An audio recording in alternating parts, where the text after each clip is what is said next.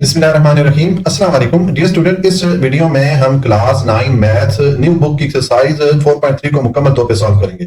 अब यहाँ पर क्वेश्चन नंबर 1 है, find HCF by factorisation method. ये नीचे में कुछ एक्सप्रेशन दी गई है, तो हमने इन एक्सप्रेशन के लिए एचसीएफ यानी कि हाईएस्ट कॉमन फैक्टर या उर्दू में जिसको कहते हैं आधे आजम, इसकी वैल्यू मालूम करनी है। और इसके लिए जो हमने मेथड या तरीका यूज करना है वो है फैक्टराइजेशन मेथड, यानी कि हमने फैक्टराइजेशन के जरिए या बजरिया तजज़ी ये मुख्तलिफ हमें जो एक्सप्रेशन दी गई है इनके लिए एचसीएफ की वैल्यू फाइंड करनी है। तो देखें, एचसीएफ या हाईएस्ट कॉमन फैक्टर किसको कहते हैं, हम छोटी क्लास में पढ़ के आए थे। मैं यहाँ पर दोबारा उसको रिपीट कर देता हूँ ताकि आपको थोड़ा रिफ्रेश हो जाए। मैं एचसीएफ को पहले आपको नंबर्स की एग्जांपल देकर समझाता हूँ। मिसाल के तौर पे हमारे पास ये दो नंबर है 27 और 54, ठीक है। और हमसे अगर कोई कहता है कि इन दोनों के लिए आप एचसीएफ या हाईएस्ट कॉमन फैक्टर की वैल्यू मालूम करें, तो उसके लिए हमने ये करना है कि हमने ऐसा नंबर देखना है जो कि इन दोनों नंबर को डिवाइड कर सके, ठीक है। एक तो हमने ये करना है यानी कि दोनों में कॉमन हो, और दूसरा वो जो नंबर है उसकी वैल्यू बड़ी से बड़ी हो। इसका मतलब ये है, देखिए अभी 27 है, ये 3 से भी डिवाइड हो सकता है, और ये 54 भी 3 से डिवाइड हो सकता है। इसी तरह 27 और 54 9 से भी डिवाइड हो सकते हैं, और ये दोनों नंबर 27 से भी डिवाइड हो सकते हैं। यानी कि ये जो दो नंबर है इनमें जो कॉमन फैक्टर आ रहे हैं, ये 3 भी हो सकता है, 9 भी हो सकता है, 27 भी हो सकता है, क्योंकि ये तीनों नंबर इनको डिवाइड कर सकते हैं। लेकिन ये जो कॉमन फैक्टर है इनमें सबसे बड़ी वैल्यू कौन सी है, ये 27 वाली है। तो ये इसका एलसीएम या हाईएस्ट कॉमन फैक्टर होगा, ठीक है। अब नाम से देख लें, हाईएस्ट कॉमन फैक्टर यानी कि वो सबसे बड़ी वैल्यू जो कि मुश्तरका आ रही हो इन दोनों नंबर में। तो इन दोनों नंबर में सबसे जो बड़ी वैल्यू है जो कि मुश्तरका है, जो कि इन दोनों को डिवाइड कर सकती है, वो 27 है। तो 27 जो है इन दोनों नंबर्स के लिए एचसीएफ या हाईएस्ट कॉमन फैक्टर की वैल्यू बन जाएगी, ठीक है। तो ये हमने नंबर्स के हिसाब से एचसीएफ की एग्जांपल देख ली, ठीक है। अब यही काम हमने यहाँ पर, हमें ये मुख्तलिफ अलजब्राइक एक्सप्रेशन दी गई है, इनके लिए भी हमने यही काम करना है। यानी कि अब यहाँ पर मिसाल के तौर पर ये दो हमें अलजब्राइक एक्सप्रेशन दी गई हैं, तो हमने इन एक्सप्रेशन के लिए ऐसी एक्सप्रेशन मालूम करनी है जो कि इन दोनों एक्सप्रेशन को डिवाइड कर सके, ठीक है। तो अब इसका सोल्यूशन है, पहले मैंने ये दोनों एक्सप्रेशन लिखी। अब हम इन दोनों एक्सप्रेशन के लिए एचसीएफ की वैल्यू मालूम करते हैं फैक्टराइजेशन मेथड से। तो उसके लिए हमें ये जो दोनों एक्सप्रेशंस हैं इनको पहले फैक्टराइज करना पड़ेगा, इनकी हमें तजज़ी बनानी पड़ेगी, यानी कि इनको छोटे छोटे पार्ट में डिवाइड करना पड़ेगा। तो पहले ये वाली एक्सप्रेशन मैं ले लेता हूं 21x2y, ठीक है। इसको मैंने यहाँ पर लिखा, या इसके मैं फैक्टर मालूम करूंगा। तो देखिए मेरे पास इसके जो फैक्टर्स आएंगे, पहला ये 21 है, इसके हम फैक्टर मालूम करते हैं, या इसको हम छोटे छोटे पार्ट में डिवाइड करते हैं। तो इसके हमारे पास फैक्टर आ जाएंगे 3 और 7, क्योंकि 3 और 7 को मल्टीप्लाई करें तो वापस आपको 21 ही मिलता है, ठीक है। उसके बाद x2 को मैं फैक्टर की सूरत में लिखूंगा, तो मैंने x इंटू एक्स लिख दिया, और इंटू ये वाला y मैंने लिख दिया। तो मैंने ये जो एक्सप्रेशन थी इसको मैंने फैक्टराइज करके लिख दिया, छोटे छोटे पार्ट्स में डिवाइड करके लिख दिया। इसी तरह अभी 35xy2 को हम फैक्टर की सूरत में लिखेंगे या इसको फैक्टराइज करके लिखेंगे, तो हमारे पास ये एक्सप्रेशन बन जाती है, ठीक है। देखें 35 को हम फैक्टराइज करेंगे, 35 को हम डिवाइड कर लेंगे 5 और 7 में, क्योंकि 5 और 7 को मल्टीप्लाई करें तो वापस 35 ही मिलता है। उसके बाद मैंने x लिख दिया, और y2 को मैंने y इंटू y लिख दिया, ठीक है। y2 को भी मैंने पार्ट्स में लिख दिया। तो अब हमारे पास ये एक्सप्रेशन बन गया। अब हमने एचसीएफ की वैल्यू मालूम करनी है। तो एचसीएफ का फार्मूला क्या है कि आपके पास जब इस तरह फैक्टर्स की सूरत में वैल्यूज आ जाती हैं, तो आपने देखना है कि दोनों एक्सप्रेशन में कौन कौन से फैक्टर मुश्तरका या कॉमन आ रहे हैं।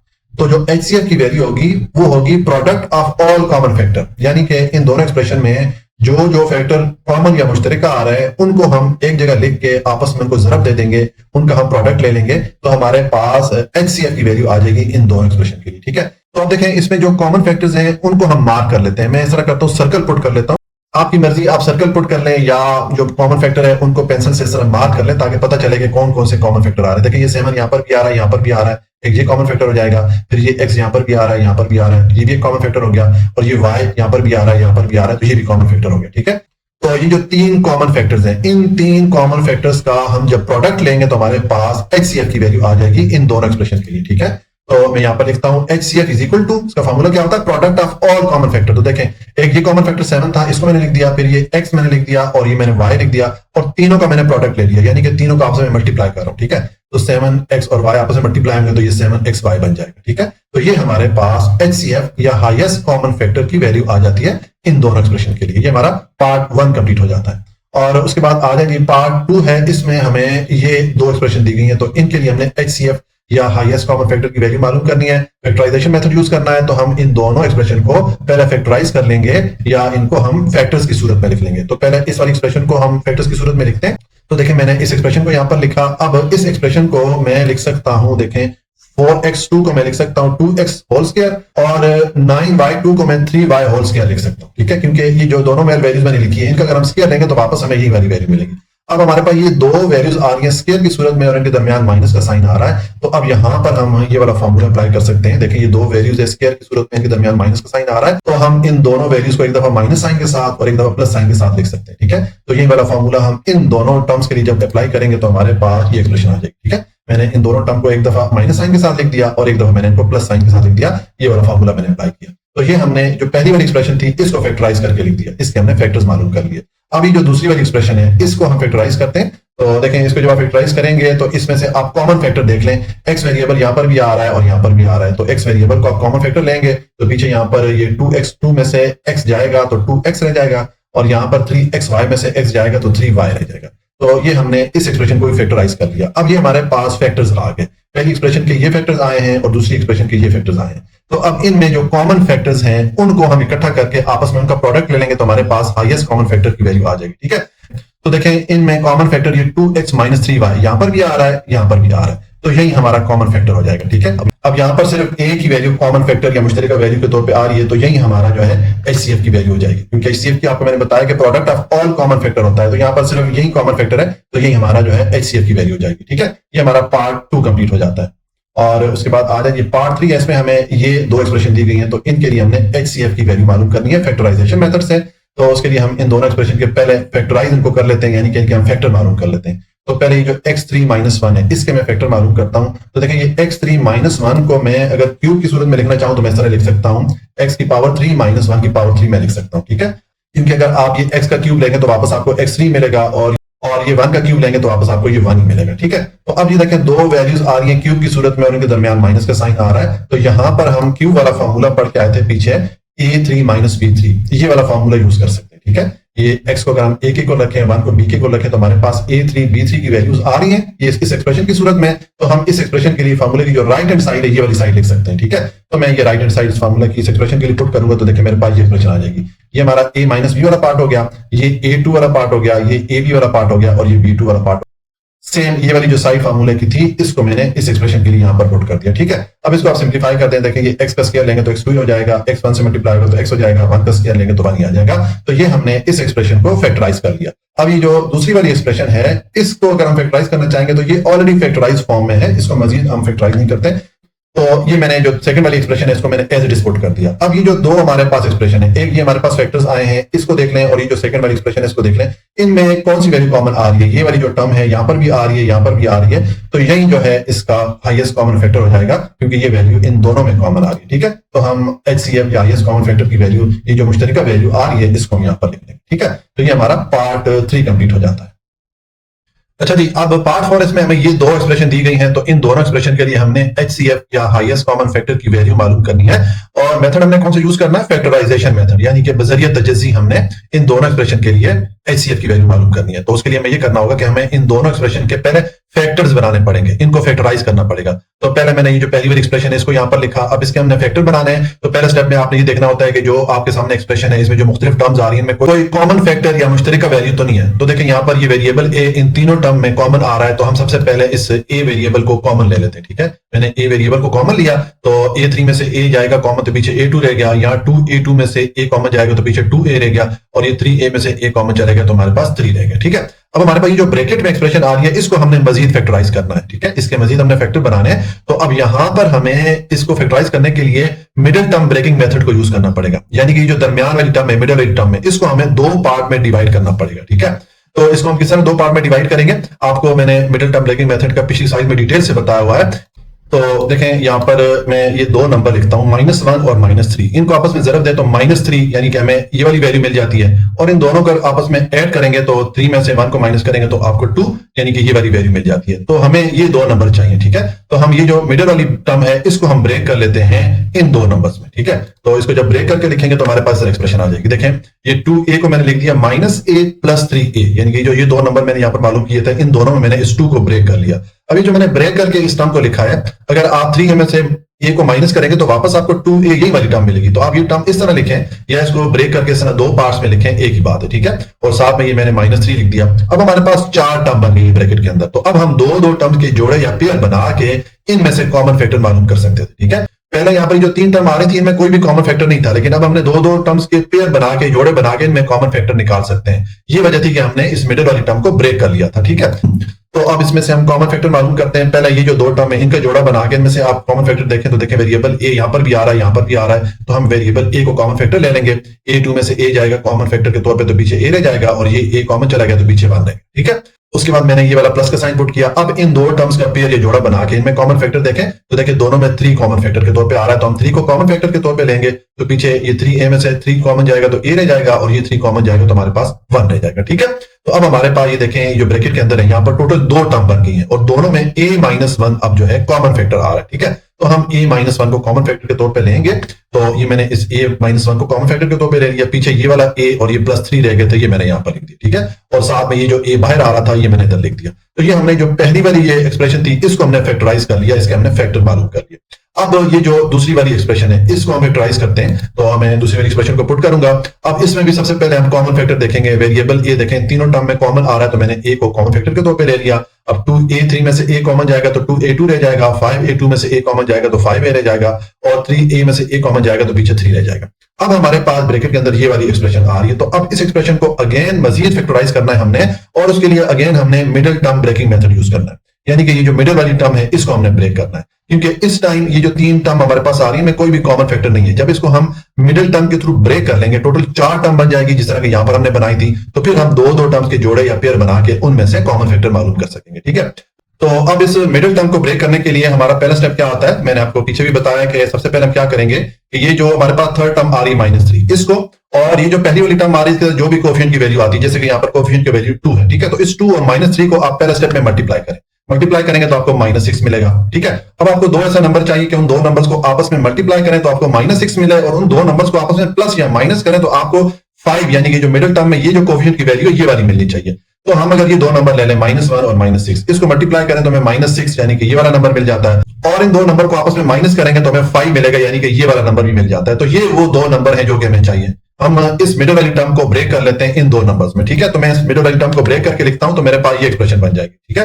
ये 5a को मैंने -a + 6a में ब्रेक करके लिख दिया। अब इन दोनों टर्म्स को अगर आप वापस सॉल्व करेंगे यानी कि 6a में से इस a को माइनस करेंगे तो आपको 5a यही वाली टर्म मिलेगी। तो आप इस टर्म को इस तरह लिखें या इसको ब्रेक करके इन दोनों टर्म में लिख लें, एक ही बात है। और साथ में ये -3 आ गया। अब आपके पास 4 टर्म बन गई ब्रैकेट के अंदर। अब आप दो दो टर्म्स के पेयर ये जोड़े बना के इनमें कॉमन फैक्टर मालूम कर सकते हैं। तो पहले ये जो पहली वाली दो टर्म्स है इनका जोड़ा बना के इनमें से कॉमन फैक्टर निकालें, तो ये a वेरिएबल इन दोनों में आ रहा है तो मैंने a को कॉमन ले लिया।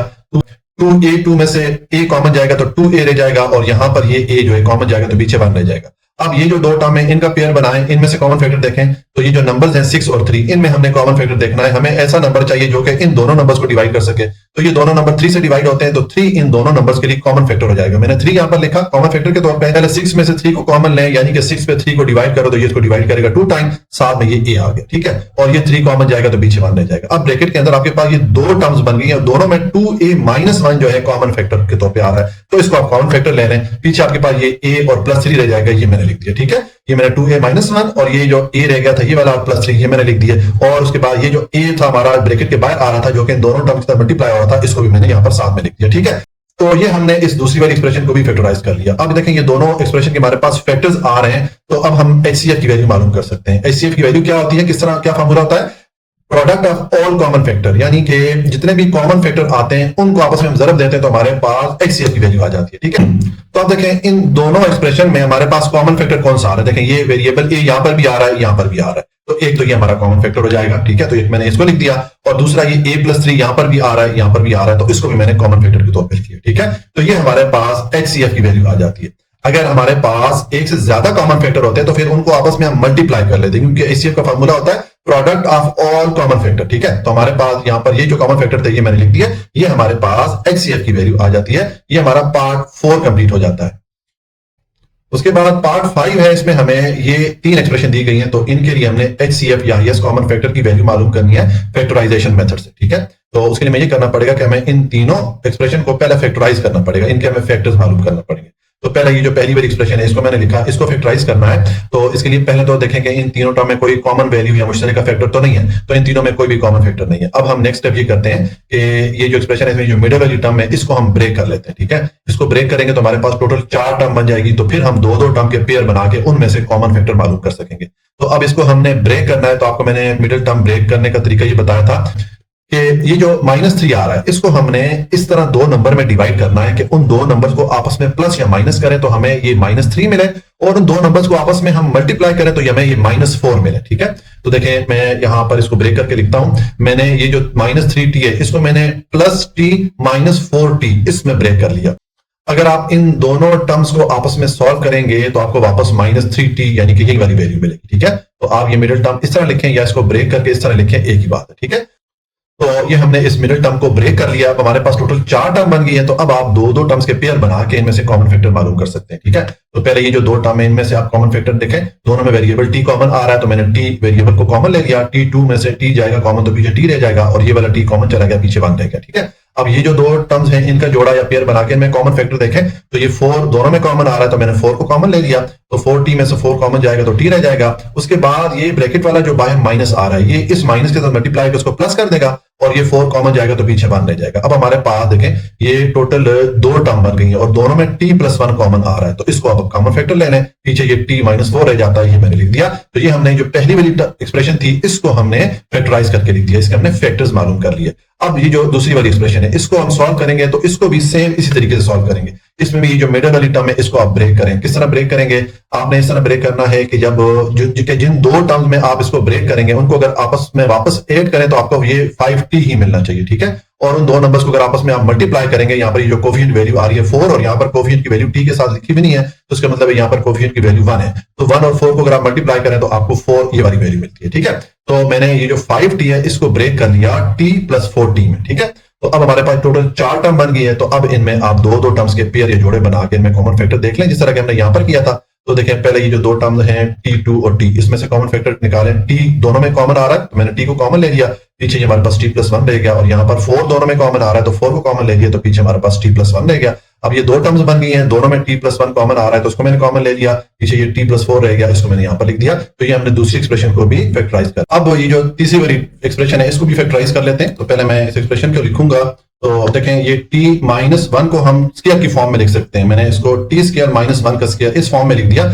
तो अब हमारे पास देखें ये दो टर्म्स आ रही हैं जो कि स्क्वायर की फॉर्म में है और इनके दरमियान माइनस का साइन है, तो यहां पर अब हम a2 - b2 वाला फार्मूला अप्लाई कर सकते हैं। हमने पीछे भी अप्लाई किया हुआ था, मैं आपको दिखा देता हूं एक बार ताकि आपको रिफ्रेश हो जाए। ये वाला फार्मूला हम यूज करेंगे, ठीक है।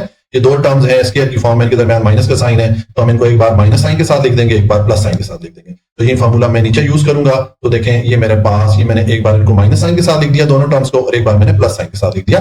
तो ये हमने जो तीसरी वाली एक्सप्रेशन थी इसको भी फैक्टराइज कर दिया। अब हमने देखें ये तीनों जो एक्सप्रेशन फैक्टराइज की है, ये पहली वाली एक्सप्रेशन के फैक्टर्स हैं, ये दूसरी वाली और ये तीसरी वाली। तो इनमें अब हमने कॉमन फैक्टर देखना है, क्योंकि एचसीएफ की वैल्यू हमने मालूम करनी है, और एचसीएफ की वैल्यू किस तरह मालूम होती है, product of all common factor, यानी कि इन तीनों एक्सप्रेशन में जितने भी कॉमन फैक्टर आएंगे उनको आपस में ज़रब दे दें, उनका प्रोडक्ट ले लें, तो आपके पास एचसीएफ की वैल्यू आ जाएगी, ठीक है। तो मैं यहाँ पर एचसीएफ की वैल्यू लिखता हूँ। तो अब देखें एचसीएफ की वैल्यू अगर हम देखें तो ये t+1 यहाँ पर भी आ रहा है, ये इधर भी आ रहा है और यहाँ पर भी आ रहा है। t+1 तीनों फैक्टर्स में कॉमन आ रहा है, जो तीनों एक्सप्रेशन के हमने फैक्टर्स मालूम किए थे तीनों में t+1 कॉमन है, तो यही हमारा एचसीएफ की वैल्यू हो जाएगी, ठीक है। ये हमारा पार्ट 5 कंप्लीट हो जाता है। अच्छा जी, अब पार्ट 6 पे आ जाते हैं। यहाँ पर हमें 3 एक्सप्रेशन दी गई है, तो इन तीनों एक्सप्रेशन के लिए हमने एचसीएफ या हाईएस्ट कॉमन फैक्टर की वैल्यू मालूम करनी है, ठीक है।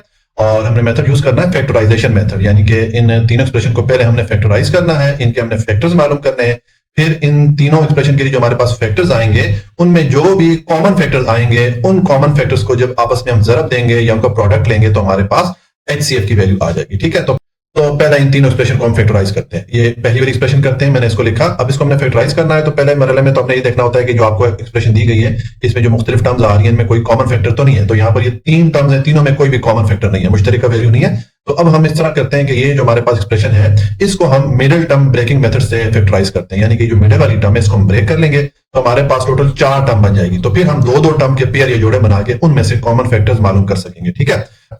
तो देखें अभी जो मिडिल वाली टर्म है 15x, इसको हमने ब्रेक करना है, इसको हमने दो पार्ट में तकसीम करना है। तो आपको मैं बार बार बता चुका हूं कि इसको ब्रेक करने का तरीका क्या है। हमें दो ऐसे नंबर चाहिए कि उन दो नंबर्स को आपस में प्लस या माइनस करें तो हमें 15 मिले, यानी कि जो मिडिल टर्म के साथ जो कोफिशिएंट की वैल्यू ये वाली मिले, और उन दो नंबर्स को अगर आपस में हम मल्टीप्लाई करें, जरब दे, तो हमें ये 56 ये वाली वैल्यू मिलनी चाहिए। ठीक है, तो देखिए अगर मैं इस 15x को ब्रेक करके लिखता हूं, मैं ये दो नंबर ले लेता हूं 7 और 8, इन दोनों को आपस में ऐड करें तो हमको 15 यानी कि ये वाली वैल्यू मिल जाती है, और इन दो नंबर्स को मल्टीप्लाई करें, 7 और 8 को मल्टीप्लाई करेंगे तो 56 यानी कि हमें ये वाली वैल्यू भी मिल जाती है। ठीक है, तो ये हमने 15x को इन दो टर्म्स में ब्रेक करके लिख लिया। अब ये दो टर्म्स अगर आप वापस जमा करेंगे तो आपको 15x ही मिलेगा। तो आप ये टर्म इस तरह लिखें या इसको ब्रेक करके इन दो टर्म्स के दरमियान इस तरह लिख दें, एक ही बात। ठीक है, और साथ में ये 56 प्लस 56 यहां पर मैंने लिख दिया। अब देखिए हमारे पास चार टर्म बन गई है। अब आप दो दो टर्म्स के पेयर बना के इनमें से कॉमन फैक्टर मालूम कर सकते हैं। तो पहले ये जो दो टर्म है इनमें कॉमन फैक्टर देखें, एक्स वेरिएबल यहां पर भी आ रहा है, यहां पर भी आ रहा है, तो आप एक्स वेरिएबल को कॉमन फैक्टर के तौर पे ले लें। पीछे ये x2 में से x कॉमन जाएगा तो x रह जाएगा, 7x में से x कॉमन चला गया तो 7 रहेगा। ठीक है,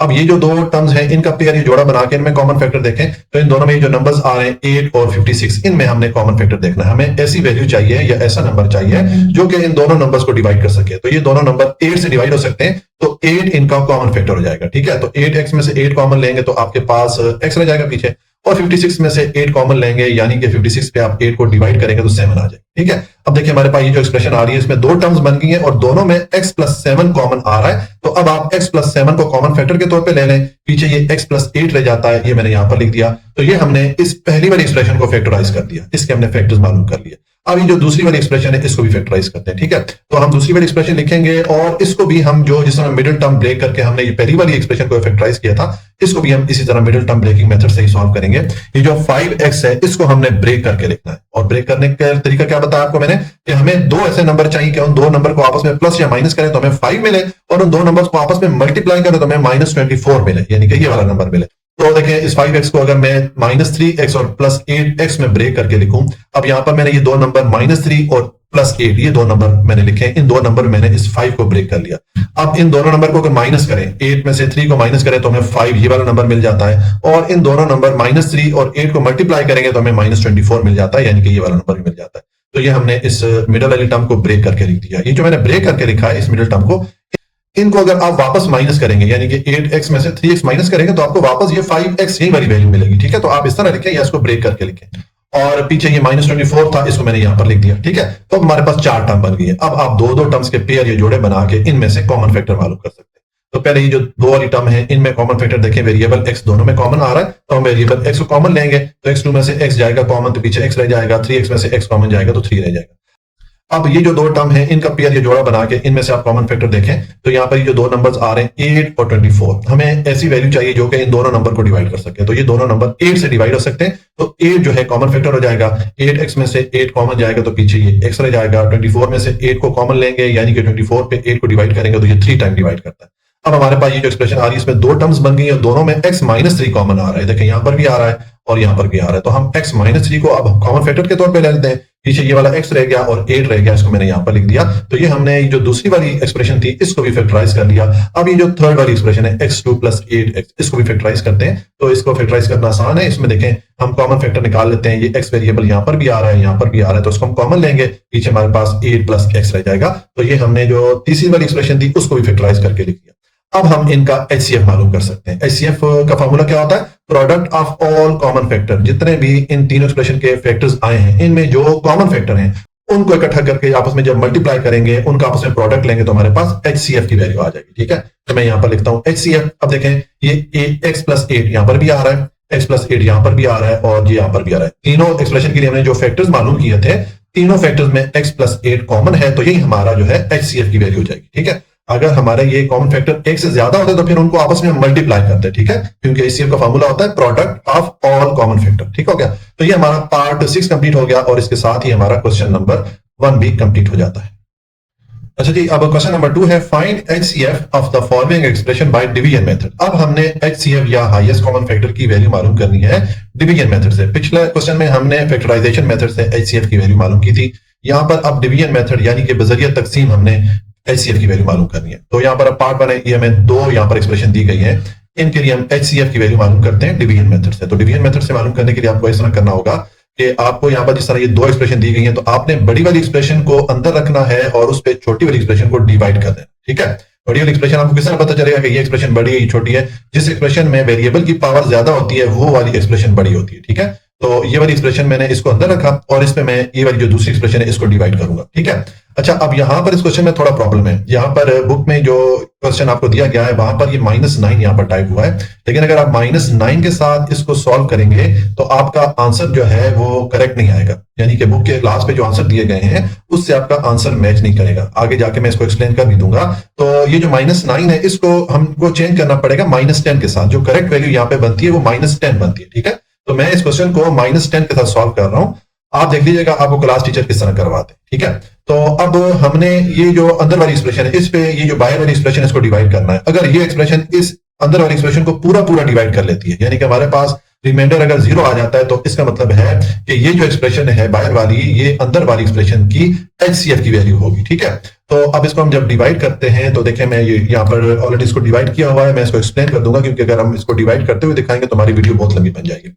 देखें, अब हमें सबसे पहले स्टेप में ये करना होता है कि जो अंदर वाली एक्सप्रेशन होती है कि जो पहली वाली टर्म होती है इसको हमने कटवाना होता है। ठीक है, तो हमें इस टर्म के नीचे सेम टर्म लेके आनी होती है। तो उसके लिए हमें ये करना होता है कि यहां पर हमें ऐसी वैल्यू चाहिए होती है कि उस वैल्यू को अगर हम ये जो यहां पर जो पहली वाली टर्म है इसके साथ मल्टीप्लाई करें तो हमें ये वाली टर्म मिले। ठीक है, तो देखिए यहां पर मैंने 9x2 लिख दिया। अब ये 9 को 3 से मल्टीप्लाई करें तो 27 मिलेगा और x2 को x से मल्टीप्लाई करें तो x3, यानी कि यही वाली सेम टर्म हमें मिल जाती है। तो हम इस तरह ये ऊपर नीचे एक जैसी टर्म हो जाती है, तो इनको हम आपस में कटवा सकते हैं। ठीक है, तो अब यहां पर ये जो 9x2 मैंने लिखा है ये वैल्यू आपको किस तरह पता चलेगी कि यहां पर हम कौन सी वैल्यू लिखें कि उस वैल्यू को हम इस वाली वैल्यू से या इस टर्म से मल्टीप्लाई करें तो हमें ये वाली जो पहली वाली टर्म है ये मिले। तो उसका तरीका ये होता है कि आपके पास ये जो पहली वाली टर्म है इसके ऊपर इस वाली टर्म को डिवाइड कर लें। आप जब डिवाइड करेंगे तो आपको 9x2 मिलता है। तो ये 9x2 हम यहां पर लिख के इसको इस पहली वाली टर्म से मल्टीप्लाई करते हैं तो हमें ये पहली वाली टर्म मिल जाती है। ठीक है, तो हमें ये जो डिवीजन के अंदर पहली वाली टर्म है ये वाली मिल जाती है। ठीक हो गया, तो ये 9x2 को मैंने 3x से मल्टीप्लाई किया तो ये 27x3 हो गया। उसके बाद ये वाला माइनस का साइन यहाँ पे मैंने पुट किया और अब 9x2 को जब 2 से आप मल्टीप्लाई करेंगे तो ये 18x2 आपको मिलेगा। तो इसको मैंने जो x2 वाली टर्म थी उसके नीचे लिख दिया। ठीक हो गया, अब देखें ये जो नीचे हमारे पास दो टर्म आई हैं, अगले स्टेप में हमने इन टर्म्स के साइन चेंज करना होते हैं। ठीक है, अगर किसी टर्म के साथ प्लस का साइन है तो उसको माइनस करना होता है और किसी टर्म के साथ अगर माइनस का साइन है तो उसको प्लस करना होता है। जैसे यहाँ पर माइनस का साइन है इसको हम प्लस कर देंगे और इस टर्म के साथ प्लस या माइनस का साइन नजर नहीं आ रहा, तो जिस टर्म के साथ प्लस या माइनस का साइन नहीं होता वो पॉजिटिव वैल्यू होती है, उसके साथ प्लस का साइन होता है। ठीक है, तो हम इसका जब साइन चेंज करेंगे तो देखें इसका प्लस का साइन मैं चेंज कर दूंगा माइनस साइन के साथ, इसी तरह ये वाला माइनस का साइन है इसको मैं चेंज कर दूंगा प्लस साइन के साथ। ठीक हो गया, मैंने दोनों टर्म के साइन चेंज कर दिए। अब आप ये जो पहली वाली दो टर्म है ये आपस ऊपर आपके पास प्लस 27x3 है, नीचे माइनस 27x3 हो गया, तो इनको आपस में आप डिडक्ट कर दें, ये कैंसिल हो जाती हैं। पीछे आपके पास ये 9x2 और नीचे है प्लस 18x2, दोनों को ऐड करें तो ये 27x2 हो जाता है। अब आप ये वाली जो टर्म है इसको नीचे उतारते हैं, तो अब आपके पास ये एक्सप्रेशन बन रही है डिवीजन के अंदर। ठीक है, अब इस एक्सप्रेशन में जो पहली वाली टर्म है इसको अब हमने कटवाना है, तो हम सेम स्टेप फॉलो करेंगे। यहां पर हमें ऐसी वैल्यू चाहिए कि उस वैल्यू को अगर हम इस 3x से मल्टीप्लाई करें तो हमें 27x2 मिले। तो यहां पर मैंने 9x लिख दिया, 9x को आप 3x से मल्टीप्लाई करेंगे तो आपको 27x2 मिलेगा। ठीक है, आपको मैंने बताया कि ये वाली वैल्यू किस तरह मालूम कर सकते हैं, हम ये जो अंदर वाली वैल्यू होती है जिसको हमने कटवाना होता है उसके ऊपर अगर आप ये पहली वाली टर्म डिवाइड करें तो आपको ये वाली वैल्यू मिल जाती है। ठीक है, तो अब ये 9x को 3x से मैंने मल्टीप्लाई किया, ये तो 27x2 मिला और 9x को -2 से मल्टीप्लाई करेंगे तो ये -18x में हमें मिलेगा। ठीक है, अब देखें यहाँ पर भी पहले जो नीचे वाली टर्म है इनके हमने साइन चेंज करने हैं, तो अब देखें जो नीचे वाली टर्म है इसके साथ यहाँ पर कोई साइन नहीं है प्लस या माइनस का, इसका मतलब है कि ये पॉजिटिव वैल्यू है, इसके साथ प्लस का साइन है तो हम इसका जो साइन है प्लस से माइनस कर देंगे, सेम जिस तरह के हमने यहाँ पर किया। ठीक है, तो ये मैंने प्लस से माइनस कर दिया और यहाँ पर माइनस है इसको आप प्लस कर दें। ठीक है, तो ये मैंने दोनों साइन चेंज कर लिए। अब ये देखें ऊपर 27x2 और नीचे -27x2, ये आपस में एक दूसरे को आप कैंसिल कर दें और यहां पर -3x और प्लस 18x में से 3x को माइनस करेंगे तो 15x मिलेगा। अब आप ये वाली जो टर्म है -10 इसको नीचे ले आए। अब अगेन सेम स्टेप रिपीट करें जो कि हमने यहां पर किए थे।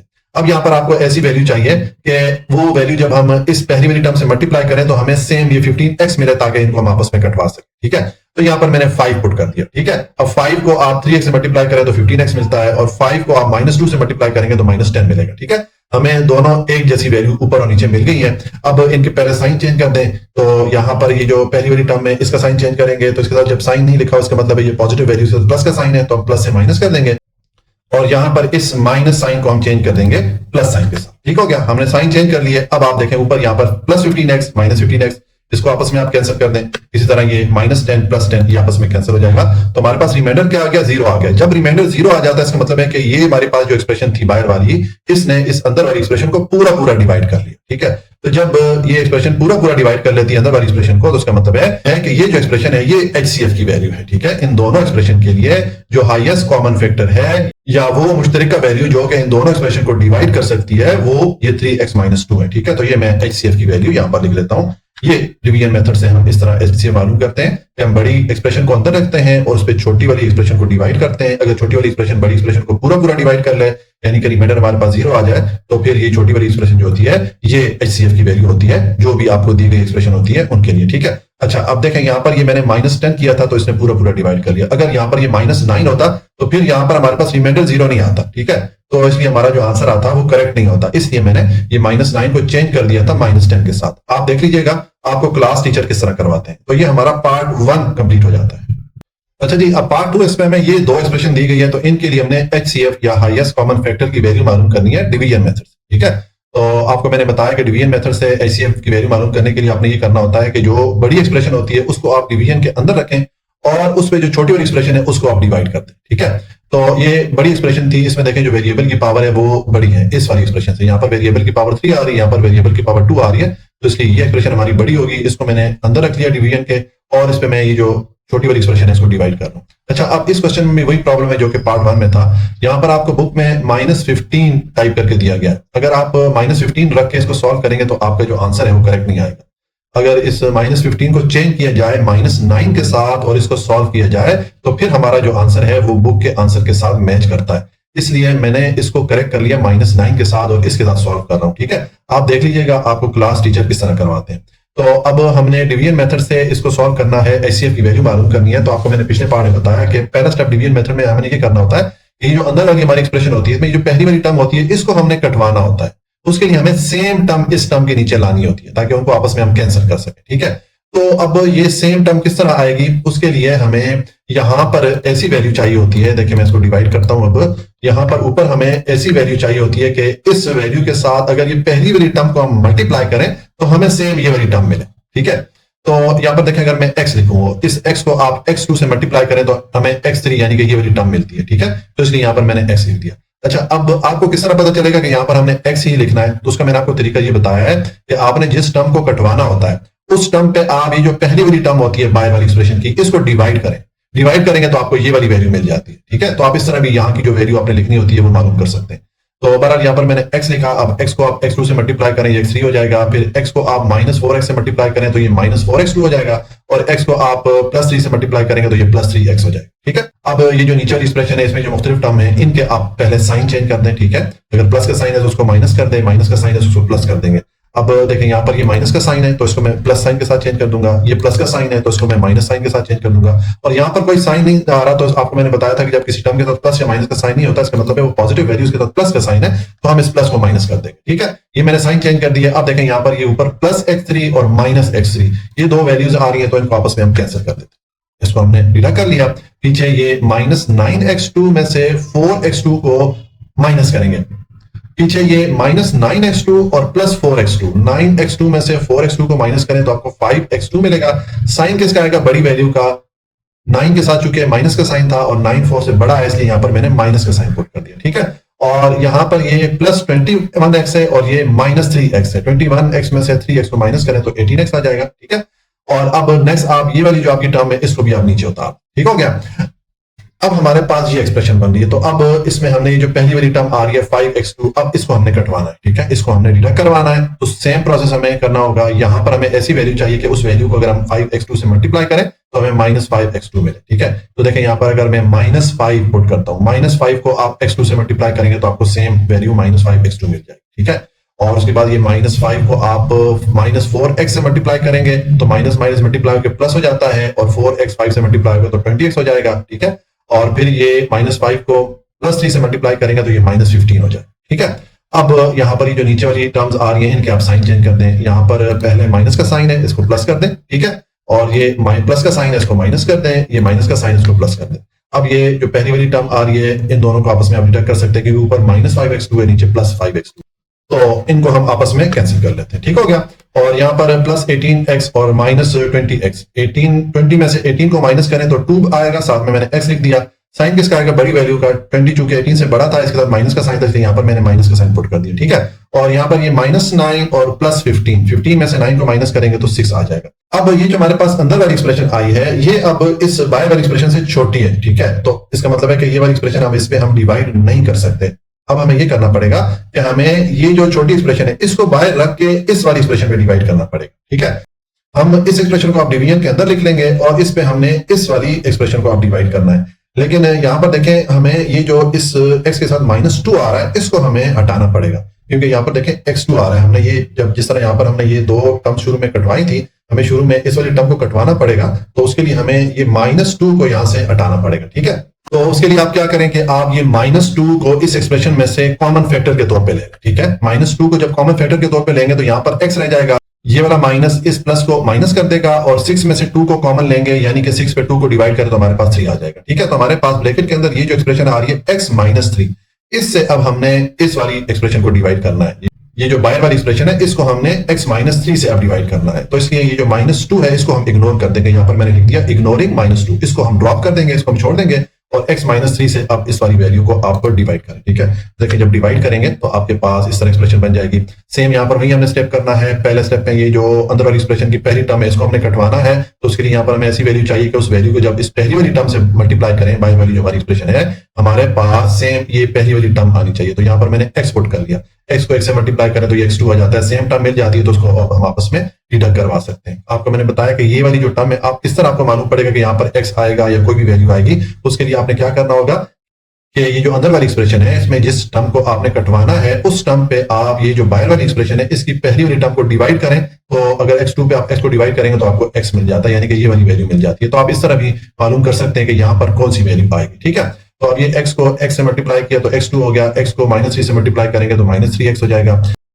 अब हमने इनको कटवाना है तो उसके लिए पहले जो ये नीचे वाली टर्म है इनके हमने साइन चेंज करने हैं। यहाँ पर माइनस का साइन है तो उसको चेंज कर दें प्लस के साइन के साथ, और यहाँ पर कोई साइन नहीं है, इसका मतलब है यहाँ पर प्लस का साइन है तो प्लस का साइन चेंज कर दें आप माइनस साइन के साथ। अब ऊपर आपके पास +x2 और नीचे -x2 है, तो इसको आपस में आप डिडक्ट कर दें, और यहाँ पर -4x और +3x, 4x में से 3x को माइनस करें तो x आएगा, लेकिन साइन किसका आएगा? बड़ी वैल्यू का। 4 चूंकि 3 से बड़ा था, इसके साथ माइनस का साइन था, इसलिए यहाँ पर मैंने माइनस का साइन पुट कर दिया। ठीक है।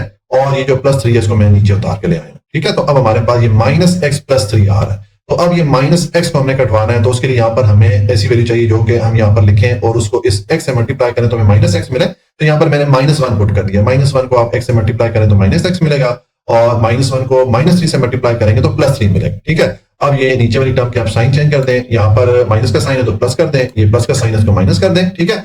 अब ये देखिए ऊपर -x + x और यहाँ पर +3 -3, ये आपस में एक दूसरे को डिडक्ट कर लेंगे तो हमारे पास रिमाइंडर 0 आ जाएगा।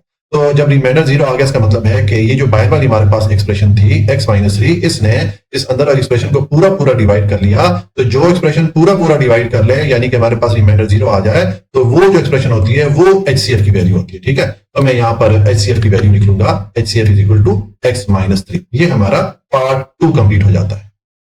अच्छा जी, अब पार्ट 3 इसमें हमें ये दो एक्सप्रेशन दी गई है, तो इनके लिए हमने HCF या हाईएस्ट कॉमन फैक्टर की वैल्यू मालूम करनी है डिवीजन मेथड से। तो आपको मैंने बताया कि डिवीजन मेथड से मालूम करने के लिए हमें क्या करना होता है, जो बड़ी एक्सप्रेशन होती है उसको हम डिवीजन के अंदर रख लेते हैं, और जो छोटी एक्सप्रेशन होती है उसको हम डिवीजन के बाहर रख के उसको तकसीम कर लेते हैं अंदर वाली एक्सप्रेशन पे। अब यहाँ पर ये जो दो एक्सप्रेशन है दोनों में देखिए वेरिएबल की पावर सेम है। यहाँ पर भी वेरिएबल की जो सबसे बड़ी पावर आ रही है 3 आ रही है, यहाँ पर भी वेरिएबल की जो हाईएस्ट पावर है वो 3 है। इसका मतलब है कि ये दोनों एक्सप्रेशन जो है वो इक्वल है, तो हम किसी भी एक्सप्रेशन को अंदर रख सकते हैं। ठीक है। और दूसरी को उस पर डिवाइड कर सकते हैं, लेकिन मैं इस एक्सप्रेशन को डिवीजन के अंदर रखता हूं क्योंकि इसमें यहाँ पर ये जो कोफिशिएंट की वैल्यू है ये बड़ी है। इस वाली एक्सप्रेशन में ये जो कोफिशिएंट की वैल्यू है, यानी कि पहली वाली टर्म में जो कोफिशिएंट की वैल्यू आ रही है यहाँ पर 2 आ रही है और यहाँ पर 6 आ रही है, तो मैं ये बड़ी वाली वैल्यू है जो कोफिशिएंट की, इस एक्सप्रेशन को मैं डिवीजन के अंदर रख लेता हूँ, और जो ये छोटी वाली वैल्यू है कोफिशिएंट की, इस एक्सप्रेशन को मैं डिवीजन के बाहर रख के इसको डिवाइड कर लेता हूँ। ठीक है। तो देखें अब हमने डिवाइड करना है, अगर ये बाहर वाली एक्सप्रेशन ये अंदर वाली एक्सप्रेशन को पूरा डिवाइड कर लेती है, हमारे पास रिमाइंडर 0 आ जाता है, तो उसका मतलब है कि ये वाली जो एक्सप्रेशन है ये HCF की वैल्यू होगी, हाईएस्ट कॉमन फैक्टर की जो वैल्यू होगी वो ये वाली होगी। ठीक है। तो अब उसके लिए हम डिवाइड करते हैं। तो आपको मैंने बताया था कि पहला स्टेप क्या होता है, हमने जो अंदर वाली एक्सप्रेशन होती है, इसकी जो पहली वाली टर्म होती है, इसको हमने कटवाना होता है, इसको हमने डिडक्ट करवाना होता है, ठीक है। तो उसके लिए हमें यहां पर ऐसी वैल्यू चाहिए कि उस वैल्यू को जब हम ये पहली वाली जो टर्म आ रही है ये बाय वाली एक्सप्रेशन की, इसके साथ मल्टीप्लाई करें तो हमें सेम ये वाली वैल्यू मिले, ताकि हम इन दोनों वैल्यूज को आपस में डिडक्ट करवा सकें। तो देखें यहां पर मैं 3 पुट करता हूं, ठीक है। अब इस 3 को अगर आप 2x3 से मल्टीप्लाई करेंगे तो आपको 6x3 यानी कि ये वाली वैल्यू मिल जाती है, ठीक है। तो मैं इसको जब मल्टीप्लाई करूंगा तो ये हमारे पास आ जाएगा 6x3। उसके बाद 3 को इस 2x2 से मल्टीप्लाई करें तो ये 6x2 हो जाएगा, ठीक है। और फिर 3 को आप 2x से मल्टीप्लाई करेंगे तो ये 6x हो जाएगा, और फिर 3 को 2 से मल्टीप्लाई करें तो ये 6 हो जाएगा, ठीक है। अब ये जो नीचे वाली हमारे पास टर्म्स आई हैं, इनको हमने माइनस करना होता है, तो इनके हमने साइन चेंज करने होते हैं, ठीक है। देखिए यहाँ पर प्लस का साइन है तो इसको माइनस कर दें, इस तरह ये भी प्लस का साइन है, इसको भी माइनस कर दें, इसको भी माइनस कर दें। और यहाँ पर प्लस या माइनस का साइन नहीं आ रहा, तो जब किसी टर्म के साथ प्लस या माइनस का साइन नहीं होता, इसका मतलब है वो पॉजिटिव वैल्यूज के साथ प्लस का साइन है। तो ये जो प्लस का साइन है इसको भी हम माइनस के साइन के साथ चेंज कर लेते हैं। ये हमने साइन चेंज कर लिए। अब देखें यहाँ पर ऊपर प्लस 6x3 माइनस 6x3, तो ये आपस में एक दूसरे को डिडक्ट कर सकते हैं। इसी तरह ये प्लस 6x माइनस 6x, ये भी आपस में एक दूसरे को डिडक्ट कर लेंगे। पीछे हमारे पास 12x2 और माइनस 6x2, इसको माइनस करेंगे 12x2 में से तो ये 6x2 आ जाएगा, और यहाँ पर 12 में से 6 को माइनस करेंगे तो 6 आ जाएगा। अब हमारे पास ये अंदर एक्सप्रेशन आ रही है। अब इस एक्सप्रेशन में जो वेरिएबल की पावर है वो 2 है, और ये बाहर वाली जो एक्सप्रेशन है इसमें वेरिएबल की पावर 3 आ रही है। इसका मतलब है ये अंदर वाली एक्सप्रेशन छोटी है। अब तो अब इस पे ये बाहर वाली एक्सप्रेशन डिवाइड नहीं हो सकती, तो अब हम ये जो बाहर वाली एक्सप्रेशन है इसको अंदर रख के इस पे इस छोटी वाली एक्सप्रेशन को डिवाइड करेंगे, ठीक है।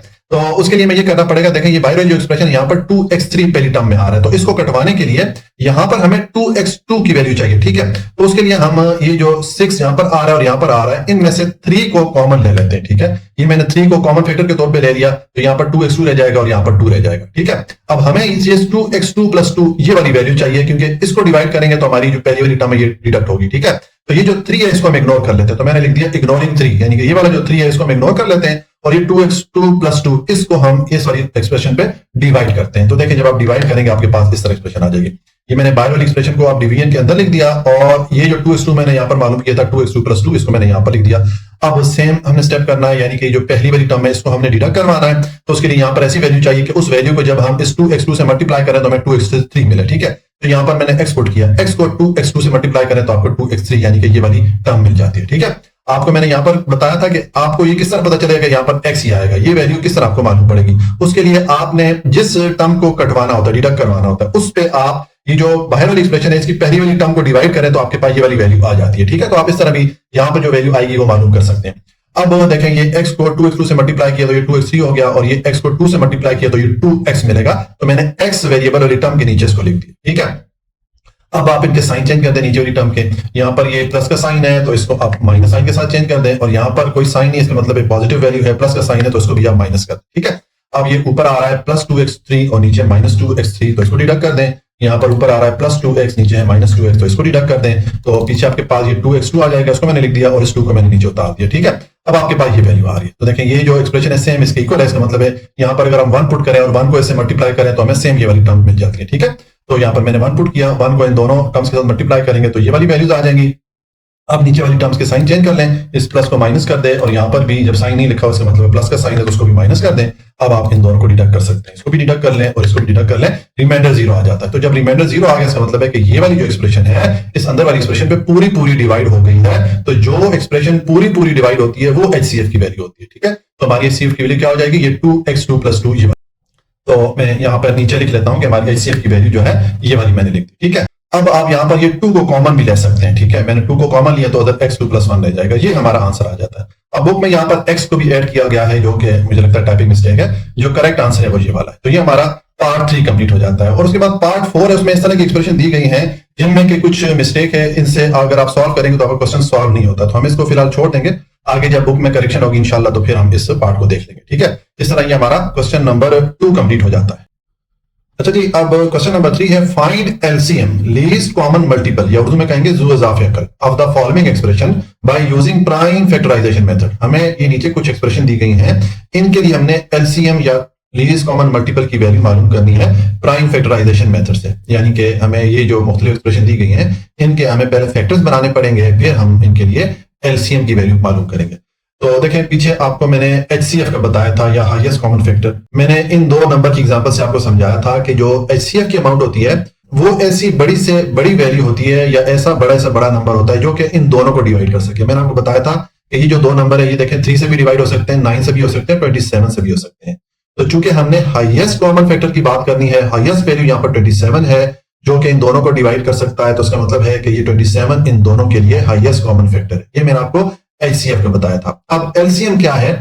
एलसीएम के लिए भी हम यही दो नंबर की एग्जांपल लेते हैं कि ऐसा छोटे से छोटा नंबर, ठीक है, जिसको कि ये दोनों नंबर डिवाइड कर सकें। एचसीएफ की सूरत में हम ये कर रहे थे कि इन दोनों नंबर को किसी और नंबर से डिवाइड कर रहे थे, लेकिन एलसीएम की सूरत में ये दोनों नंबर डिवाइड करेंगे किसी ऐसे छोटे से छोटे नंबर को, ठीक है। देखें यहां पर मैंने एग्जांपल दी है। अब ये जो दो नंबर है ये 54 को भी डिवाइड कर सकते हैं, 108 को भी कर सकते हैं, 162 को भी कर सकते हैं, और भी आगे एग्जांपल हो सकती है, ठीक है, जिनको कि ये दोनों डिवाइड कर सकते हैं।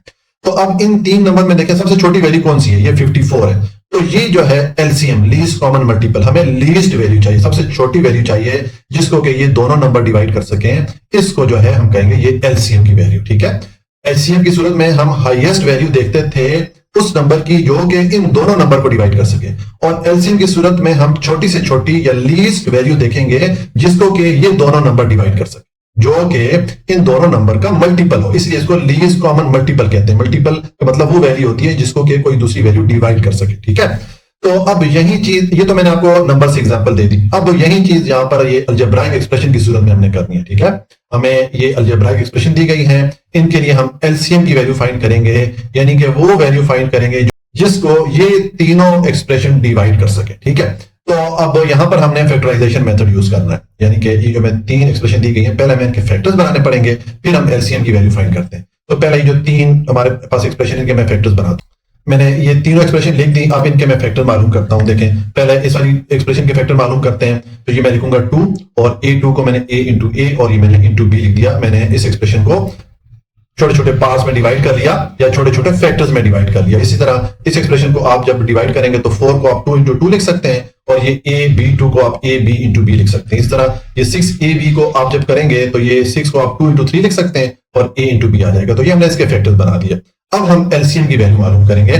तो एलसीएम का फॉर्मूला होता है product of common and non common factor. HCF का फॉर्मूला था product of all common factor. सिर्फ हम कॉमन फैक्टर यहां पर निकाल के उनको आपस में ज़रब दे देते, उनका प्रोडक्ट ले लेते थे, तो हमारे पास एचसीएफ की वैल्यू आ जाती थी। लेकिन एलसीएम के लिए हम जो कॉमन फैक्टर्स हैं वो निकाल के उनका आपस में प्रोडक्ट लेंगे, और जो नॉन कॉमन फैक्टर है, यानी कि वो फैक्टर जो कि सब में कॉमन नहीं है, गैर मुश्तरिका, उनको भी अलग करके उनको भी आपस में मल्टीप्लाई करेंगे। हमारे पास कॉमन और नॉन कॉमन फैक्टर आ जाएंगे। तो फिर हम इन कॉमन और नॉन कॉमन फैक्टर्स को आपस में मल्टीप्लाई करेंगे तो हमारे पास एलसीएम की वैल्यू आ जाएगी, ठीक है। तो पहले देखें यहां पर अगर कॉमन फैक्टर देखेंगे 2 यहाँ तीनों जगह पे आ रहा है तो ये कॉमन हो गया, ठीक है। उसके बाद ये ए देखें तीनों फैक्टर्स में आ रहा है तो ये ए कॉमन हो जाएगा। इसी तरह ये जो बी है ये भी इन तीनों एक्सप्रेशन के फैक्टर्स में आ रहा है तो ये भी कॉमन हो जाएगा, ठीक है। तो ये जो कॉमन फैक्टर है इनको मैं सर्कल लगा लेता हूं ताकि हमें पता चले कि कॉमन और नॉन कॉमन फैक्टर कौन से, ठीक हो गया। सर्कल लगाना जरूरी नहीं होता, आप कोई मार्किंग भी कर सकते हैं, टिक मार्क पुट कर सकते हैं, ऐसा निशान पुट करें जिससे कि मिस्टेक का चांस कम हो जाए, ठीक है। तो ये मैंने कॉमन और नॉन कॉमन फैक्टर को अलग कर लिया। अब इनको हम पहले अलग करके लिख भी लेते हैं। मैंने लिख दिया कॉमन फैक्टर CF, और उसके बाद ये मैंने 2 लिख दिया, ये मैंने a लिख दिया, ये मैंने b लिख दिया। इनको आपस में ज़रब दे तो ये 2ab आ जाता है। ये हमारे पास कॉमन फैक्टर आ गए। अब नॉन कॉमन फैक्टर कर लेते हैं, यानी कि पीछे जो फैक्टर रह गए हैं, ठीक है।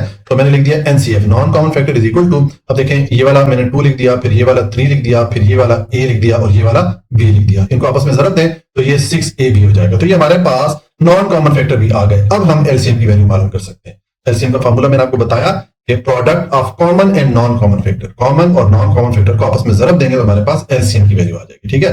तो सीएफ की हमारे पास ये वैल्यू है, एनसीएफ की हमारे पास ये वैल्यू है। इसको पुट करें और इनको ज़रब दे तो आपके पास आ जाएगा 12a2b2। ये हमारे पास एलसीएम या लीस्ट कॉमन मल्टीपल की वैल्यू आ जाती है, ठीक है। मतलब ये है कि ये वो एक्सप्रेशन है जिसको कि ये तीनों एक्सप्रेशन डिवाइड कर सकती है। ये वाली एक्सप्रेशन इन तीनों एक्सप्रेशन का मल्टीपल, ठीक है, ये इन तीनों से डिवाइड हो सकती है। तो ये हमारा जो पार्ट 1 है ये कंप्लीट हो जाता है। अच्छा जी, अब पार्ट 2 है, यहां पर हमें ये दो एक्सप्रेशन दी गई है, तो इनके लिए हमने एलसीएम या लीस्ट कॉमन मल्टीपल की वैल्यू मालूम करनी है, ठीक है। इसका सोल्यूशन है, मैंने दोनों एक्सप्रेशन को लिखा। अब हमने चूंकि फैक्टराइजेशन मेथड से मालूम करना है एलसीएम की वैल्यू, तो उसके लिए हम ये जो दो एक्सप्रेशन में दी गई है इनके पहले फैक्टर्स बना लेते हैं। तो मैंने ये पहली वाली एक्सप्रेशन लिखी। अब इसके फैक्टर्स बनाएंगे तो हमारे पास देखें इसके फैक्टर्स आ जाएंगे। इन दोनों टर्म में एक्स वेरिएबल कॉमन है तो उसको मैंने कॉमन ले लिया, पीछे x+1 रह जाएगा। ये हमने इस पहली वाली एक्सप्रेशन के फैक्टर्स बना लिए। और अब ये दूसरी वाली एक्सप्रेशन है, इसके भी फैक्टर बनाते हैं। तो देखेंगे x2 वेरिएबल यहाँ पर इन दोनों टर्म में कॉमन आ रहा है, ठीक है। तो हम x2 को कॉमन लेंगे, x3 में से x2 जाएगा तो x रह जाएगा, और x2 को हम कॉमन लेंगे तो पीछे 1 रह जाएगा, ठीक। और अब नेक्स्ट ये जो x2 है इसके भी हम फैक्टर बना लेते हैं। इसको मैंने x इंटू x लिख दिया, ठीक है, और इंटू ये x+1 लिख दिया। तो ये हमने जो दूसरी वाली एक्सप्रेशन थी इसके भी फैक्टर बना लिए।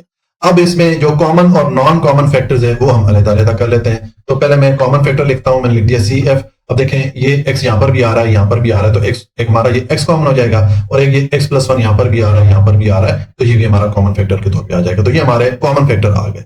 अब नॉन कॉमन फैक्टर या वो फैक्टर जो कि मुश्तरका नहीं है वो लिख लेते हैं। तो मैंने NCF नॉन कॉमन फैक्टर लिख दिया, तो पीछे सिर्फ ये x रह जाता है, ये हमारा नॉन कॉमन फैक्टर है, ये वाला x, ठीक है। तो इसको मैं यहाँ पर लिख दिया, ठीक है।